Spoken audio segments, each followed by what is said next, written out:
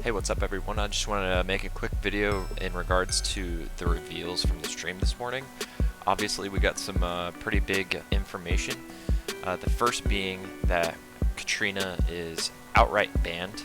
You can't play her anymore, going into effect May 22nd. So the 22nd of this month, she's no longer viable. This hurts Neos pretty bad. They obviously got their new Stride from the premium collection, and it's pretty strong with Asha, but I don't think it's going to be anywhere near as strong as Katrina is. And I can definitely understand this, because with the addition of Cyclone to the deck, as well as some of the new Cray Elemental cards that have been revealed, the deck just kind of became like this really huge powerhouse that just, I mean, like, it was completely unstoppable. Basically would only lose to the mirror match. That could have changed with the premium collection coming in.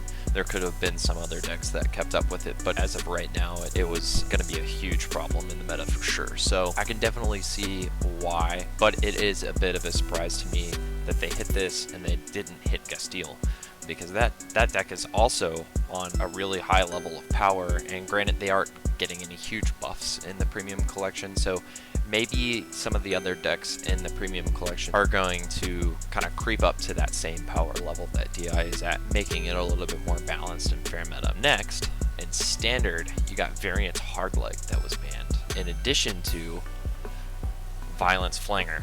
Now, both of these cards were a bit of a surprise to everyone, I think. However, as we'll see later in the video, there were some reveals today, and we obviously know that Grand Blue and Dark Irregular support is coming, so maybe these cards could have just been super busted.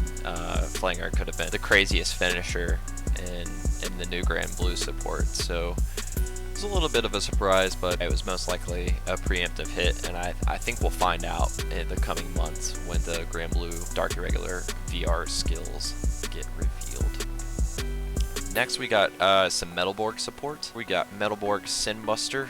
He's an auto on V. When placed, search your deck for up to one Metalborg Urbuster and call it to rearguard circle and shuffle your deck. He also has an act ability, so once per turn, counterblast 1, and until end of turn, this unit gets plus 10k, and your opponent cannot call grade 1 or greater cards from his or her hand for the battle that this unit attacked. This is a pretty good skill. The guard restrict leaves something to be desired, because grade 1 or greater is not that detrimental, especially when we've got 30k crit sentinels coming in.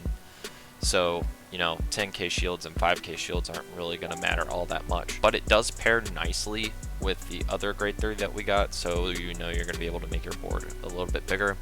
And then Metalborg Urbuster, when placed on B or R, if you have a Vanguard with Metalborg in its name, Soul Blast 1 and choose one of your opponent's rear guards and retire it, and this unit gets plus 10k until end of turn. So it's going to make a pretty good budget deck, I think. We'll wait to see if they will have some sort of functionality in Grand Gallop. My guess is probably not. I think it'll still be Grand Gallop, Great Diusha, definitely Dieliner. The deck, it's going to want Dieliner for forever. That plus 10k shield is way too good. Next, we've got the OTT Stride that was revealed today. This is Sterling Witch Momo. Auto on V, once per turn when it attacks. Counterblast 1. Turn a card from your G-Zone face up, discard up to 3 cards from your hand, and for each card discarded, 3 of your front row units gain plus 10k until end of turn. If you discarded 3 cards at the end of that battle, stand this unit and it gets drive -2. Now this is pretty solid, because restanding Vanguard in OTTs going to be really strong. I'm not sure if it will take the place of the Ichikishima Tom combo, but nonetheless it is a solid Stride, and you'll be able to build witches in premium, and that's going to be fun, because witches is definitely one of my favorite OTT archetypes. So next up, we had the reveals for the Grand Blue Pelmoon DI Mura set. Now we know for sure that Night Rose is coming, as well as Harry, but I think the biggest surprise to everyone was that we are getting Venus Lucaire. That artwork is beautiful. All of the artworks are beautiful. We'll have to wait a couple of months to see, you know, what these VRs are going to do. For DI, we also got Sherrod, and then for Mura, you got Yasui. So we'll just see what these cards are going to do, but I think that it's going to be quite powerful, especially with those finishers getting hit. In addition to all of the reveals today, we did find out what's going to come in the reprint set. So we've got double R reprints of all of the draw PGs. That's going to be pretty cool.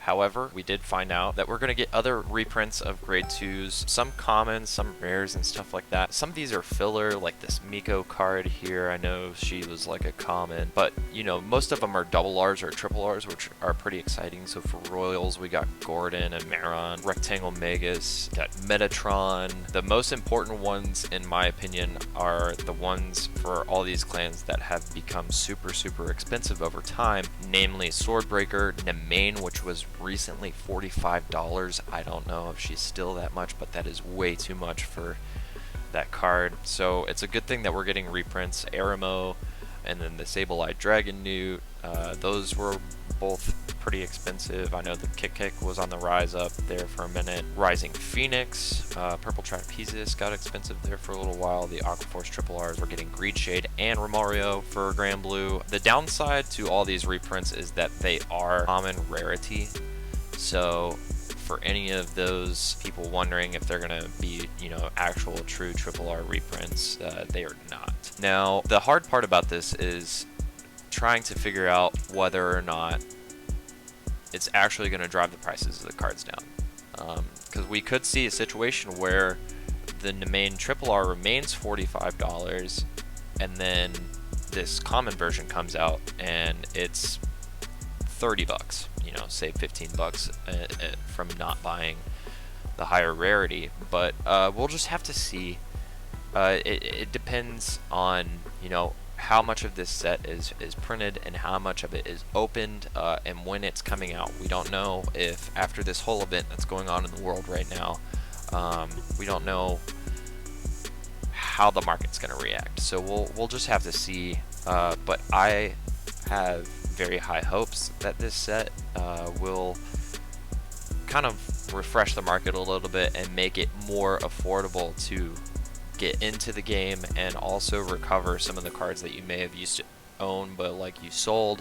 Like I sold my premium Grand Blue deck not too long ago, and I completely regret it because they announced the premium collection and all this stuff, and you know, I'm like, oh man, premium Grand Blue's sounding really cool. So, you know, I bought my playset of Greed Shade the other day, but I'm not gonna pay $30 for Mario. So I'm definitely happy to see that we're getting these. And then obviously we're going to be getting the starter reprints with the errata text. Now some of these do have a chance to come foil. They haven't confirmed whether or not that the triple Rs are going to come foil or not. However, I just don't think that they are. Now if there is a chance for all of the cards in the pack to come foil, then we will see a pretty big dramatic market reduction. So alright, that's all I have for you guys today. Thanks for tuning in, and yeah, we'll catch you next time.